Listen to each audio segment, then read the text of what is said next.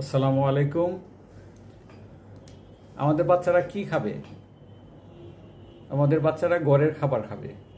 আমাদের ঘরের খাবারে ভাত, মাছ, মাংস, ফলমূল, এগুলির মধ্যে সব ধরনের খাদ্যের উপাদান আছে, যেগুলি আমাদের দেহের জন্য প্রয়োজন এবং বাচ্চার জন্য প্রয়োজন। সব কিছু আছে।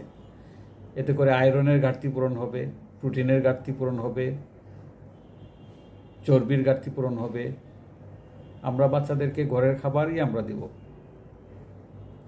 ঘরের খাবার 6 মাস হলে আমরা আমাদের বাচ্চাদেরকে খিচুড়ি দেওয়া শুরু করব।